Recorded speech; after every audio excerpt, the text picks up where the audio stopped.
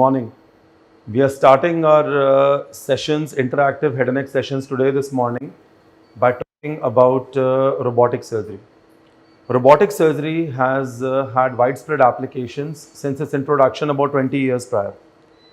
The original Da Vinci surgical systems were the first robots to find their way into clinical applicability and surgical practice. The Maryland bipolar. So what happens is that these instruments typically work on the direction of the surgeon and thereby make sure that we are able to do the surgery remotely. The advantage, of course, being that we can do the surgery with either hidden scars, smaller scars, or no scars at all. The advantage is because it's minimally invasive, we are able to do the surgery much more cleanly.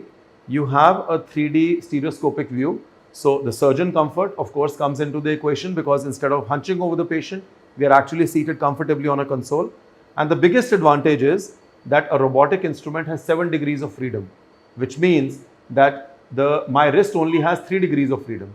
But the robotic instrument, because it's connected on multiple joints, has 7 degrees. So not only can my hand not reach into these difficult to reach spaces, but also once my hand reaches, it can only reach particular areas. So these would be the rough advantages. So these are instrument arms. You can see over here, this is number 1, number 3 and number 2, and this is the camera arm.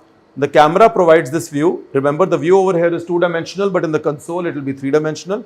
And the instruments that you're seeing currently, we can use only 2 instruments at a time, just like the pincer grasp of a surgeon. This part is known as the vision cart.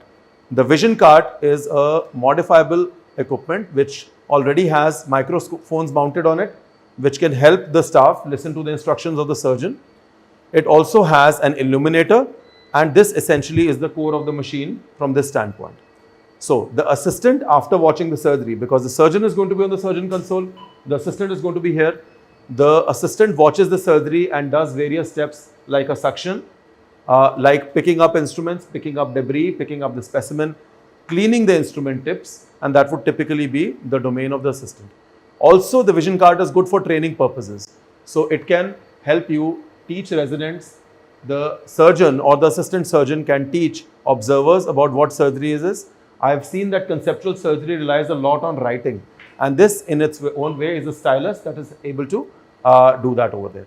So now that you're familiar with the 2 components of the robot, we'll move on to the 3rd component of the robot. Please follow me.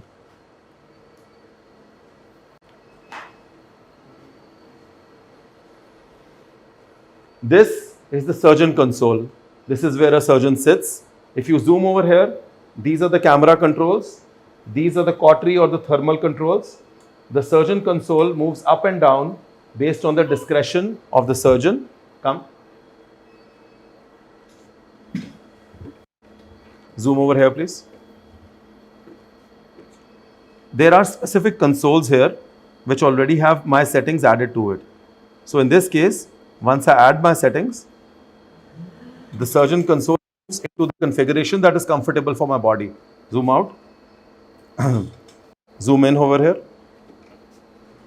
Once the surgeon seats himself in this position, there are 2 pincer grasps here. मेरे hands पे focus कीजिए please, which are able to connect to this accordingly. Setup differ